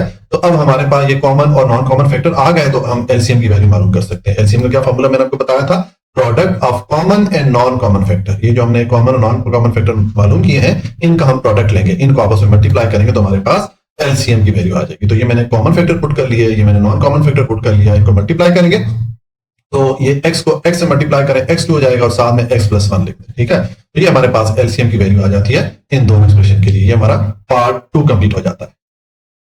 अब पार्ट 3 यहां पर हमें ये दो एक्सप्रेशन दी गई है, इनके लिए हम एलसीएम की वैल्यू मालूम करेंगे फैक्टराइजेशन मेथड से। तो उसके लिए पहले हम इन दोनों एक्सप्रेशन को फैक्टराइज कर लेते हैं, इनके हम फैक्टर्स बना लेते हैं। तो पहले ये जो पहली वाली एक्सप्रेशन है इसको मैं यहाँ पर लिखा, अब इसके मैं फैक्टर बनाता हूँ। तो देखें इस एक्सप्रेशन को मैं इस फार्मूला आपको बताता हूं, इस फार्मूला की मदद से हम इसको सॉल्व करेंगे। ये a minus B is equal to a2 minus 2ab plus b2, इस फार्मूला की मदद से सॉल्व करेंगे। उसके लिए ये जो हमारे पास एक्सप्रेशन है, इस एक्सप्रेशन को जो फार्मूले की राइट हैंड साइड है इस फॉर्म में हम लेके आते हैं, ठीक है। तो देखिए इस फॉर्म में लेके आएंगे, तो ये मैंने a का स्केयर लिख दिया और ये मैंने 2 का स्केयर लिख दिया, ठीक है। क्योंकि अगर आप 2 का स्केयर लेंगे तो वापस आपको ये 4 ही मिलेगा, और ये a का स्केयर लेंगे तो आपको वापस a2 ही मिलेगा, ठीक है। तो ये हमारा जो a2 और b2 वाला पार्ट होता है ये तो हमने लिख दिया। उसके बाद ये -2ab वाला पार्ट लिखना होता है, तो ये मैंने -2 पुट कर दिया, यानी कि फार्मूले वाला ये -2 हो गया। उसके बाद a की जगह ये वाली टर्म आ गई और b की जगह ये वाली टर्म आ गई, तो ये हमारा -2ab वाला पार्ट भी हो गया। तो इस तरह ये फार्मूले की जो राइट हैंड साइड है, ये वाली साइड हमारे पास इस एक्सप्रेशन की सूरत में आ रही है। तो इस एक्सप्रेशन के लिए अब फार्मूले की लेफ्ट हैंड साइड यानी कि ये वाली साइड हम लिख सकते हैं, ठीक है। तो मैं यहाँ पर इसको लिख लेता हूँ, ये मैंने a-2 होल स्क्वायर लिख दिया। सेम जो फार्मूले की लेफ्ट हैंड साइड थी मैंने इस एक्सप्रेशन के लिए यहाँ पर पुट कर दी। अब ये जो a-2 होल स्क्वायर है इसको हम इस तरह लिख सकते हैं, a-2 इंटू a-2, ठीक है। तो ये हमने पहली वाली एक्सप्रेशन को फैक्टराइज कर दिया। अब ये दूसरी वाली एक्सप्रेशन को फैक्टराइज करें तो इसमें आप ये वेरिएबल a को कॉमन ले लें, क्योंकि दोनों टर्म में वेरिएबल a कॉमन आ रहा है। a2 में से a कॉमन जाएगा तो a रह जाएगा, 2a में से a कॉमन जाएगा तो हमारे पास 2 रह जाएगा। तो ये हमने जो दूसरी वाली एक्सप्रेशन थी उसको भी फैक्टराइज कर लिया। अब इसमें ये जो फैक्टर हमारे पास आए हैं, कॉमन और नॉन कॉमन फैक्टर हम अलग कर लेते हैं। तो देखें कॉमन फैक्टर पहले लिखेंगे, मैंने लिख दिया CF या common factor is equal to ये a-2 यहाँ पर भी आ रहा है, यहाँ पर भी आ रहा है, इसका मतलब ये कॉमन हो गया तो इसको मैंने लिख दिया। और अब नॉन कॉमन फैक्टर लिख लेते हैं, यानी कि गैर मुश्तरका जो फैक्टर है, तो मैंने NCF लिख दिया, non common factor is equal to. अब देखें ये जो a-2 है, एक यहाँ पर एक रह गया था तो एक मैंने ये लिख दिया, और एक ये a रह गया था इसको मैंने लिख दिया। तो ये हमारे नॉन कॉमन फैक्टर भी आ गए। अब हम एलसीएम की वैल्यू मालूम कर सकते हैं। फॉर्मूला पुट करेंगे एलसीएम का, common factor into non common factor, product of common and non common factor, ठीक है। तो अब कॉमन और नॉन कॉमन फैक्टर की जो आपने वैल्यूज मालूम की है इनको पुट करें और इनको मल्टीप्लाई करें। मल्टीप्लाई इस तरह करें कि ये जो a-2 यहाँ पर आ रहा है और यहाँ पर आ रहा है, इसको आप होल स्क्वायर की फॉर्म में लिख दें, ठीक है, और साथ में ये वाला a आ जाएगा। तो ये हमारे पास एलसीएम की वैल्यू आ जाएगी इन दोनों एक्सप्रेशन के लिए। ये हमारा पार्ट 3 कंप्लीट हो जाता है। अच्छा जी, अब पार्ट 4 है, इसमें हमें ये एक्सप्रेशन दी गई है दो, इनके लिए हमने एलसीएम या लीस्ट कॉमन मल्टीपल की वैल्यू मालूम करनी है फैक्टराइजेशन मेथड से। तो उसके लिए मैं क्या करना पड़ेगा, पहले इन दोनों एक्सप्रेशन की हमें फैक्टर्स बनाना पड़ेंगे, इनको हमें फैक्टराइज करना पड़ेगा। तो पहले ये वाली जो एक्सप्रेशन है इसके हम फैक्टर बनाते हैं। मैंने एक्सप्रेशन को लिखा। अब देखें ये जो हमारे पास एक्सप्रेशन है इसको मैं अगर इस फॉर्म में लिखना चाहूँ, x4 को मैं लिख सकता हूँ x2 का स्क्वायर और 16 को मैं लिख सकता हूँ 4 का स्क्वायर, ठीक है। ये मैंने इन दोनों टर्म्स को स्क्वायर की फॉर्म में लिख दिया। तो अब यहां पर देखें हमारे पास दो टर्म आ रही हैं स्क्वायर की फॉर्म में और इनके दरमियान माइनस का साइन आ रहा है, तो हम ये वाला फॉर्मूला यहां पर यूज कर सकते हैं, a square minus b square is equal to a minus b into a plus b। तो यहाँ पर ये जो दो आपके पास टर्म आ रही हैं इनको हम एक बार माइनस की फॉर्म में लिख लेते हैं, एक बार प्लस की फॉर्म में लिख लेते हैं, ठीक है। तो हम ये फॉर्मूला जब अप्लाई करेंगे तो हमारे पास इस तरह की एक्सप्रेशन मिल जाएगी। एक बार इनको मैंने प्लस की सूरत में लिख दिया, एक बार मैंने इनको माइनस साइन के साथ लिख दिया, ठीक है। अब हमारे पास ये एक्सप्रेशन आ रही है तो इसमें ये वाला जो पार्ट है इसको हम मजीद फैक्टराइज कर सकते हैं, ठीक है। ये जो दो टर्म्स हैं इनको अगेन हम स्क्वायर की फॉर्म में लिख सकते हैं, ठीक है। देखें x2 को हम x का स्क्वायर लिख सकते हैं, 4 को हम 2 का स्क्वायर लिख सकते हैं। तो अब यहाँ पर अगेन हम ये वाला फॉर्मूला अप्लाई कर सकते हैं, ठीक है। ये जो x माइनस टू है इसको एक बार हम माइनस के साइन के साथ और एक बार प्लस साइन के साथ लिख सकते हैं, ठीक है। तो इसको हम फैक्टराइज कर लेते हैं तो हमारे पास ये एक्सप्रेशन मिल जाएगी। ये हमने जो पहली वाली एक्सप्रेशन है उसको फैक्टराइज कर लिया, हमारे पास उसके फैक्टर्स आ गए। अब ये दूसरी वाली एक्सप्रेशन है, इसको फैक्टराइज करते हैं। तो आप एक्सप्रेशन को लिखें, पहले इसमें से कॉमन फैक्टर देखें, x वेरिएबल यहाँ पर भी आ रहा है, यहाँ पर भी आ रहा है, तो उसको मैंने कॉमन ले लिया, पीछे ये x2 और -4 रह गया। अब ये जो x2 -4 है, देखें सेम ये चीज बन रही है, तो हम इसको भी इस तरह इस फॉर्म में लिख के ये वाला फॉर्मूला अप्लाई करेंगे, ठीक है। तो इसको जब आप इस तरह स्क्वायर की फॉर्म में लिखेंगे और फिर ये वाला फॉर्मूला अप्लाई करेंगे तो आपके पास ये एक्सप्रेशन मिल जाएगी, ठीक है। ये हमने दूसरी एक्सप्रेशन को भी फैक्टराइज कर लिया, इसके भी फैक्टर्स आ गए। अब हमारे पास ये जो फैक्टर्स आए हैं इनमें कॉमन और नॉन कॉमन फैक्टर्स को हम इकट्ठा कर लेते हैं, ठीक है। तो देखें पहले कॉमन फैक्टर हम देखते हैं, हमारे पास कॉमन फैक्टर कौन से आएंगे, ये मैंने लिखा कॉमन फैक्टर। इसमें देखें ये x+2 और x-2 यहाँ पर भी आ रहे हैं और यहाँ पर भी आ रहे हैं, तो ये हमारे कॉमन या मुश्तरका फैक्टर हो जाएंगे, ये मैंने यहाँ पर लिख दिया। और पीछे हमारा ये x2+4 ये रह जाता है, ये मैंने लिख दिया, और ये x रह गया, ये वाला x, ठीक है। तो ये मैंने लिख दिया, तो ये हमारे नॉन कॉमन फैक्टर भी आ गए। अब हम एलसीएम की वैल्यू मालूम कर सकते हैं। क्या फार्मूला होता है एलसीएम का? Product of common factor and non common factor. Common factor और नॉन कॉमन फैक्टर को आपस में मल्टीप्लाई करें तो आपके पास एलसीएम की वैल्यू आ जाती है, ठीक है। तो मैंने ये कॉमन फैक्टर की जगह ये वाली वैल्यू पुट कर ली और नॉन कॉमन फैक्टर की जगह ये वाली वैल्यू पुट कर ली, इनको आपस में मल्टीप्लाई करेंगे तो देखिए हम इसको किस तरह मल्टीप्लाई कर सकते हैं। यहाँ पर ये x+2 और x-2, इसको हम ये वाला फार्मूला भी जो आपको मैंने बताया इसको अप्लाई करते हुए हम a2 - b2 की फॉर्म में लिख सकते हैं, ठीक है। तो मैंने x2 - 4 लिख दिया और इनटू ये वाली टर्म मैंने यहाँ पर लिख दी। अब देखें यहाँ पर ये दो टर्म्स आ रही है x2 - 4 x2+4, तो अगेन हम सेम वही फार्मूला अप्लाई करके इनको हम x4 - 16 की फॉर्म में लिख सकते हैं, ठीक है। और साथ में ये x आ जाएगा, तो ये हमारे पास एलसीएम की वैल्यू आ जाती है। ये हमारा पार्ट 4 कंप्लीट हो जाता है। अच्छा जी, अब पार्ट 5 में ये 3 एक्सप्रेशन दी गई हैं, तो इनके लिए हमने एलसीएम की वैल्यू मालूम करनी है, यानी इस कॉमन मल्टीपल की वैल्यू मालूम करनी है। तो देखें हमने चूंकि यहाँ पर फैक्टराइजेशन मेथड को यूज करना है, उसके लिए हमें इन तीनों एक्सप्रेशन को पहले फैक्टराइज करना पड़ेगा, इनके हमें फैक्टर्स मालूम करना पड़ेंगे। तो पहले ये जो पहली वाली एक्सप्रेशन है इसको फैक्टराइज करते हैं। अब इस एक्सप्रेशन में देखें पहले हम कॉमन फैक्टर देख लेते हैं। 4 जो है इस एक्सप्रेशन में कॉमन फैक्टर के तौर पे आएगा, क्योंकि 4 यहां पर भी आ रहा है और 4 16 को भी डिवाइड कर सकता है, तो 4 हमारा कॉमन फैक्टर हो जाएगा। तो पहले मैं 4 को कॉमन फैक्टर के तौर पे ले लेता हूं। 16 में से 4 को कॉमन फैक्टर लेंगे, यानी कि 16 पे 4 को डिवाइड करेंगे तो 4 आ जाएगा, और ये 4 x2 में से 4 कॉमन जाएगा तो x2 पीछे रह जाएगा, ठीक है। अब ये जो हमारे पास ब्रैकेट में ये वैल्यूज आ रही हैं 4 - x2, इनको मैं स्क्वायर की फॉर्म में लिखना चाहूं तो मैं इस तरह लिख सकता हूं। तो अब देखें ये दो टर्म्स हैं जो कि स्क्वायर की फॉर्म में आ रही हैं और इनके दरमियान माइनस का साइन है, तो हम ये वाला फॉर्मूला यहाँ पर यूज कर सकते हैं a2 - b2, ठीक है। और इस एक्सप्रेशन को हम इस फॉर्म में लिख सकते हैं, यानी कि इन दोनों टर्म को एक बार हम माइनस की सूरत में लिख सकते हैं और एक बार इनको हम प्लस साइन के साथ लिख सकते हैं। तो मैंने इन दोनों टर्म्स को देखें, एक बार प्लस साइन के साथ लिख दिया, एक बार माइनस साइन के साथ लिख दिया, ठीक है। तो ये हमने पहली वाली एक्सप्रेशन को फैक्टराइज कर दिया। अब ये दूसरी वाली एक्सप्रेशन को फैक्टराइज करते हैं, तो आप ये दूसरी वाली एक्सप्रेशन लिखें। अब देखें इस एक्सप्रेशन को हम फैक्टराइज करेंगे मिडिल टर्म ब्रेकिंग मेथड से, यानी कि जो मिडिल वाली टर्म है इसको हमें ब्रेक करना पड़ेगा, ठीक है। तो टोटल 4 टर्म बन जाएगी, तो फिर हम दो टर्म के पेयर बना के उनमें से कॉमन फैक्टर मालूम कर सकेंगे। तो ये जो दरमियान वाली टर्म है x, इसको हमने ब्रेक करना है 2 टर्म्स में, ठीक है। देखिए इसको मैंने ब्रेक करके लिख दिया, एक मैंने -2x लिख दिया और एक मैंने +3x लिख दिया, क्योंकि अगर 3x में से 2x को माइनस करेंगे तो वापस आपको ये x यानी कि ये वाली टर्म मिलेगी। तो आप इसको इस तरह लिखें या इसको ब्रेक करके इन 2 टर्म्स में लिखें, एक ही बात है, ठीक है। और ये इसको मैंने इस तरतीब से ब्रेक किया कि ये जो दो यहाँ पर कोएफिशिएंट की वैल्यूज आ रही है -2 और 3, इनको मल्टीप्लाई करें तो हमें -6 यानी कि ये वाली वैल्यू मिलनी चाहिए, ठीक है। ऐसी दो वैल्यूज होनी चाहिए कि जिनको प्लस या माइनस करें तो ये दरमियान वाली जो टर्म है इसके साथ जो भी कोएफिशिएंट की वैल्यू हो, या जैसे यहाँ पर कोएफिशिएंट की वैल्यू 1 है, ठीक है, तो हमें वो वाली वैल्यू मिलनी चाहिए। और इन दो वैल्यूज को आपस में मल्टीप्लाई करें तो हमें ये तीसरी वाली जो टर्म है ये वाली वैल्यू मिलनी चाहिए, ठीक है।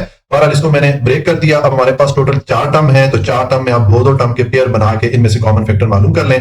पहले ये जो 2 टर्म है इनमें कॉमन फैक्टर देखें, x वेरिएबल यहाँ पर भी आ रहा है, यहाँ पर भी आ रहा है, इसको आप कॉमन फैक्टर के तौर पे लेंगे तो x2 में से x कॉमन जाएगा, पीछे x रह जाएगा, 2x में से x कॉमन जाएगा तो 2 रह जाएगा, ठीक है। अब ये 2 टर्म है, इनका पेयर ये जोड़ा बना के इनमें से कॉमन फैक्टर देखें, तो ये जो 3 और 6 है इसमें हमने कॉमन फैक्टर देखना है। हमें ऐसी वैल्यू चाहिए जो कि इन दोनों नंबर्स को डिवाइड कर सके, तो 3 इन दोनों को डिवाइड कर सकता है, तो उसका मतलब है 3 कॉमन फैक्टर हो जाएगा। अब 3x में से 3 को कॉमन लेंगे तो x रह जाएगा, 6 में से 3 को कॉमन लेंगे यानी कि 6 पे 3 को डिवाइड करें तो इसको डिवाइड करेगा 2 टाइम, ठीक है। अब आपके पास ये एक्सप्रेशन बनी, इसमें 2 टर्म बन गई हैं और दोनों में x -2 कॉमन आ रहा है, तो अब इसको कॉमन फैक्टर के तौर पे ले लिया मैंने, पीछे ये x और +3 रह जाते हैं, ये मैंने यहाँ पर लिख दिया, ठीक है। अब ये हमने इसको फैक्टराइज कर दिया, लेकिन यहाँ पर अब थोड़ी सी हमें अपने पास से इंजीनियरिंग करना पड़ेगी, थोड़ा सा इसमें तब्दीली करना पड़ेगी। ये जो हमारे पास टर्म आई है x -2, इसको मैंने लिख दिया 2 - x, और ये जो माइनस था इसको मैंने ब्रैकेट के बाहर लिख दिया, ठीक है। एक्चुअली में ये टर्म बिल्कुल यही है, सिर्फ हमने इसकी थोड़ी तरतीब चेंज कर दी। ये तरतीब मैंने क्यों चेंज की आगे जाके बताता हूँ, ठीक है। तो ये हमने जो दूसरी वाली एक्सप्रेशन थी उसको भी फैक्टराइज कर लिया। अब ये जो तीसरी वाली एक्सप्रेशन है इसको भी फैक्टराइज कर लेते हैं। तो देखें, इसको फैक्टराइज करेंगे। ये मैंने तीसरी वाली एक्सप्रेशन लिखी। अब ये जो दो टर्म्स आ रही हैं इनको भी हम स्क्वायर की फॉर्म में लिख सकते हैं। मैंने लिख दिया 2 का स्क्वायर माइनस x का स्क्वायर। अब देखें यहाँ पर भी हम यही वाला फॉर्मूला यूज कर सकते हैं, क्योंकि दो टर्म्स आ रही हैं स्क्वायर की फॉर्म में, इनके दरमियान माइनस का साइन है, तो हम ये जो राइट हैंड साइड है फॉर्मूले की हम इन दोनों टर्म्स के लिए लिख सकते हैं। तो मैंने इन दोनों टर्म को एक बार प्लस साइन के साथ लिख दिया, एक बार माइनस साइन के साथ लिख दिया। ठीक है, ये हमने तीसरी एक्सप्रेशन को भी फैक्टराइज कर दिया। अब हमने तीनों एक्सप्रेशन को फैक्टराइज कर लिया, इनके हमने फैक्टर्स मालूम कर लिए। तो अब हमने कॉमन और नॉन कॉमन फैक्टर मालूम करने लिखने हैं। ठीक है, तो पहले मैं जो कॉमन फैक्टर है या मुश्तरका फैक्टर है वो मालूम करता हूं। तो देखें, ये 2 माइनस एक्स यहां पर भी आ रहा है और 2 माइनस एक्स यहां पर भी आ रहा है, और यहां पर हमने जो थोड़ी तब्दीली की थी तो उसके बाद देखें 2 माइनस एक्स यहां पर भी आ रहा है। ये वजह थी कि हमने यहाँ पर ये x माइनस 2 में थोड़ी तब्दीली की थी ताकि हमें कॉमन फैक्टर मिल सके। ठीक है, तो ये मैंने कॉमन फैक्टर यहाँ पर लिख दिया। और उसके बाद नॉन कॉमन फैक्टर फिर कौन से रह जाएंगे? इस 2 माइनस एक्स के अलावा जितनी वैल्यूज है वो आप यहाँ पर लिख लेंगे। ये सारी नॉन कॉमन फैक्टर या गैर मुश्तरका वैल्यू जाएंगे। ठीक है, ये देखें, ये वाला मैंने माइनस पुट कर दिया और ये x प्लस 3 भी हमने पुट कर दिया। उसके बाद 2x प्लस 1 हमने लिखना है। देखें, ये यहां पर भी आ रहा है, यहां पर भी आ रहा है, तो हमने एक ही बार इसको लिखना है। ये भी नॉन कॉमन फैक्टर में आएगा। ठीक है, अब ये हमने कॉमन और नॉन कॉमन फैक्टर लिख लिए। तो अब आप एलसीएम की वैल्यू मालूम कर सकते हैं। एलसीएम का क्या फॉर्मूला होता है? Product of common factor and non common factor. Common factor और नॉन कॉमन फैक्टर को आपस में ज़रब दे दें। तो ये कॉमन फैक्टर की जगह मैंने ये वैल्यू पुट कर दी और एनसीएफ या नॉन कॉमन फैक्टर की जगह मैंने ये वाली वैल्यूज पुट की। अब इनको आप मल्टीप्लाई करें। तो इनको मल्टीप्लाई में स्टार्ट करेंगे कि देखें, ये 2 माइनस एक्स आ रहा है और ये 2 प्लस एक्स है। तो ये सेम ये वाला फॉर्मूला अप्लाई करके इसको हम 4 माइनस एक्स 2 की सूरत में लिख सकते हैं और साथ में ये x प्लस 3 आ जाए। ठीक हो गया, और पीछे ये -4 रह जाता है, इसको भी मैंने यहाँ पर लिख दिया। तो ये हमारे पास एलसीएम की वैल्यू आ जाती है। ठीक हो गया, इस तरह ये हमारा जो पार्ट 5 है वो कंप्लीट हो जाता है और इसके साथ हमारा क्वेश्चन नंबर 3 भी कंप्लीट हो गया। क्वेश्चन नंबर 4 है the HCF of 2 polynomial is this one. हमारे पास दो पॉलिनोमियल एक्सप्रेशन है, उनकी एचसीएफ की वैल्यू ये है and their LCM is this one. और उसकी जो उन दोनों पॉलिनोमियल की जो एलसीएम की वैल्यू है वो ये दी गई है। If one of the polynomial is this one, के वो जो दो पॉलिनोमियल एक्सप्रेशन उनमें अगर एक पॉलिनोमियल एक्सप्रेशन ये हो तो हमें फाइंड द अदर, दूसरी वाली जो पॉलिनोमियल एक्सप्रेशन है इस तरह की, वो हमने मालूम करनी है। तो देखें, जो इन्फॉर्मेशन दी गई है वो पहले लिख लें। एचसीएफ की वैल्यू में ये दी गई है y-7, ये मैंने लिख दी। एलसीएम की वैल्यू हमें ये दी गई थी तो इसको मैंने लिख दिया। और एक पॉलिनोमियल की वैल्यू हमें ये दी गई है, एक पॉलिनोमियल एक्सप्रेशन हमें ये दी गई है, तो मैंने p ऑफ x या जो पहली वाली पॉलिनोमियल एक्सप्रेशन है उसको मैंने यहाँ पर लिख दिया। और दूसरी वाली पॉलिनोमियल एक्सप्रेशन हमने मालूम करनी है, तो मैंने q of x is equal to question mark डाल दिया कि ये वाली जो दूसरी पॉलिनोमियल एक्सप्रेशन है या q ऑफ x है, इसको हमने मालूम करना है। तो देखें, ये फॉर्मूला हम यूज करेंगे, ये आपकी बुक से मैंने फॉर्मूला लिखा है कि प्रोडक्ट ऑफ एलसीएम और एचसीएफ इक्वल होता है first polynomial into second polynomial के। कि अगर आपके पास दो पॉलिनोमियल एक्सप्रेशन हो उनको आपस में ज़रब दें, और अगर आपके पास एलसीएम और एचसीएफ की वैल्यूज है उनको आपस में ज़रब दें, तो ये दोनों वैल्यूज आपस में इक्वल आती हैं, बराबर आती है। ये फॉर्मूला है। अब हमें यहाँ पर q ऑफ x यानी कि जो दूसरी वाली पॉलिनोमियल एक्सप्रेशन है इसकी वैल्यू मालूम करनी है। तो इसको आप इक्वेशन की एक तरफ रख दें, ठीक है, और ये p ऑफ x को इक्वेशन की दूसरी तरफ लेके जाएंगे। यहाँ पर ये मल्टीप्लाई हो रहा है, दूसरी तरफ जाके ये डिवाइड हो जाएगा। ठीक है, तो ये हमारे पास फॉर्मूला बन रहा है। अब यहाँ पर एलसीएम, एचसीएफ और p ऑफ x की देखेंगे वैल्यूज हमें दी गई हैं, इनको पुट करें और ये हमारे पास जो सेकंड पॉलिनोमियल है या q ऑफ x है इसकी वैल्यू हम फाइंड कर लेते हैं। ठीक है, तो मैंने देखें ये सारी वैल्यूज पुट की। अब हमारे पास ये एक्सप्रेशन बनी है। अब इस एक्सप्रेशन का हम क्या करें? एक तरीका तो ये है कि हम ये ऊपर वाली जो एक्सप्रेशन है इनको आपस में मल्टीप्लाई करें, फिर हमारे पास एक एक्सप्रेशन बनेगी, उस पूरी एक्सप्रेशन पे ये नीचे वाली एक्सप्रेशन को डिवाइड करें। लेकिन ये काफी लेंथी प्रोसेस हो जाता है। हम ये करते हैं कि जो नीचे वाली एक्सप्रेशन है इसको हम फैक्टराइज कर लेते हैं। ठीक है, तो देखिए मैं यहाँ अलग जगह पे फैक्टराइज कर लेता हूँ, क्योंकि यहाँ पर अगर करेंगे तो ये बार बार हमें ऊपर वाली लाइन लिखना पड़ेगी, काफी लंबा काम हो जाएगा। तो आपने इस तरह सेपरेट जो है इसको फैक्टराइजेशन आपने दिखानी है। ठीक है, मैंने इसको सेपरेट करके यहाँ पर फैक्टराइज किया। ये जो एक्सप्रेशन है इसको मैंने मिडिल टर्म ब्रेक करके फैक्टराइज किया, यानी कि दरमियान वाली जो टर्म थी -5y इसको मैंने ब्रेक कर दिया दो टर्म में, 7y और +2y में, इसमें इसको मैंने ब्रेक किया तो हमने 4 टर्म बना ली। अब आप दो टर्म के पेयर या जोड़े बना के उनमें कॉमन फैक्टर मालूम करेंगे तो आपके पास ये इसके फैक्टर आ जाएंगे। ठीक है, ये मिडिल टर्म ब्रेकिंग मेथड को पीछे मैंने काफी डिटेल से बार बार एक्सप्लेन किया हुआ, इसलिए मैंने यहाँ पर इसको बहुत ज्यादा डिटेल अभी आपको रिपीट नहीं करवाई।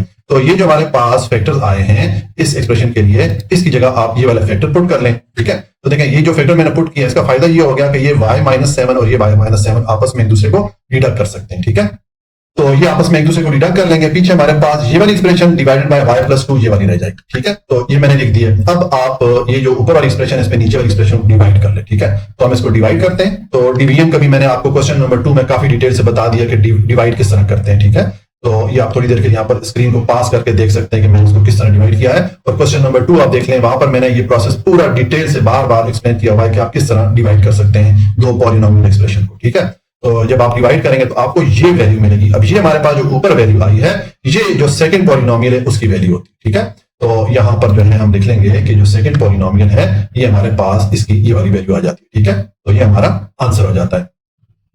तो ये हमारा क्वेश्चन नंबर 4 कंप्लीट हो जाता है। अच्छा जी, अब क्वेश्चन नंबर 5 है the LCM and HCF of two polynomial p of x and q of x is this one and this one.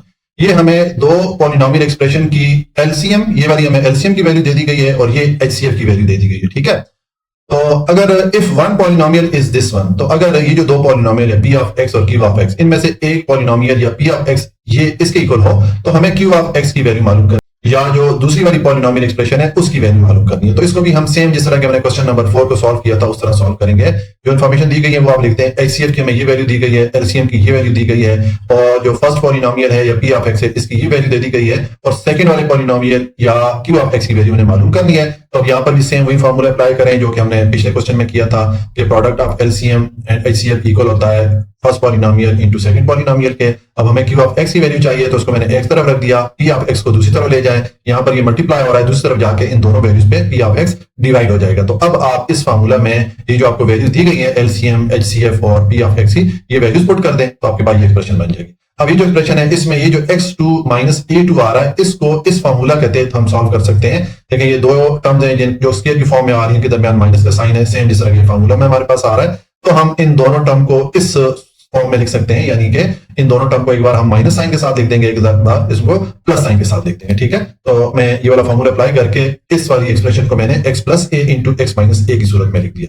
अब यहाँ पर ये कुछ वैल्यूज कटती हैं, देखिए मैं इनको डिडक्ट कर लेता हूँ। सबसे पहले ये x माइनस ए, इसको मैंने काट दिया, x प्लस ए और x प्लस ए ये डिडक्ट हो गए, x2 और x2 डिडक्ट हो गया, पीछे ये 4 इस 36 पे डिवाइड होगा 9 टाइम। ठीक है, तो हमारे पास क्या वैल्यू आ जाएगी, पीछे ये हमारे पास रह गया 9, ये मैंने लिख दिया, साथ में ये x3 लिख दिया और ये x3 माइनस a3 ये वाली वैल्यू लिख दी। तो ये हमारे पास जो सेकंड पॉलिनोमियल है या q ऑफ x है उसकी वैल्यू आ गई। ये हमारा क्वेश्चन नंबर 5 कंप्लीट हो जाता है। क्वेश्चन नंबर 6 है the HCF and LCM of two polynomial is this one and this one. ये हमें दो पॉलिनोमियल एक्सप्रेशन की एचसीएफ की वैल्यू दे दी गई है और ये एलसीएम की वैल्यू दे दी गई है। ठीक है, हमने क्या करना है, find the product of two polynomial. तो हमने उन दो पॉलिनोमियल की प्रोडक्ट की वैल्यू मालूम करनी है, यानी कि हमने p of x into q of x ये वाली वैल्यू मालूम करनी है, और हमें एचसीएफ और एलसीएम की वैल्यू दे दी गई है। तो यहाँ पर भी सेम वही फॉर्मूला पुट करें जो कि हमने क्वेश्चन नंबर 4 और 5 में पुट किया था।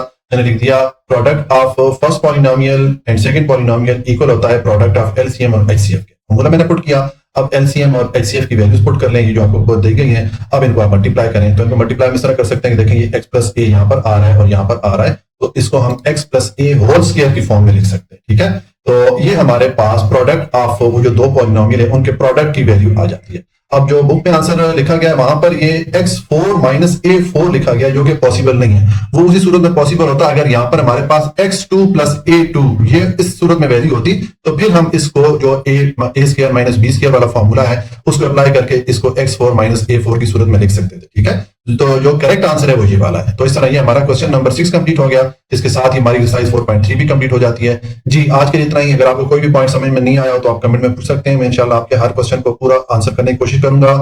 वीडियो को लाइक, सब्सक्राइब और शेयर जरूर कर लीजिएगा। अपना बहुत ख्याल रखिएगा। अल्लाह हाफिज।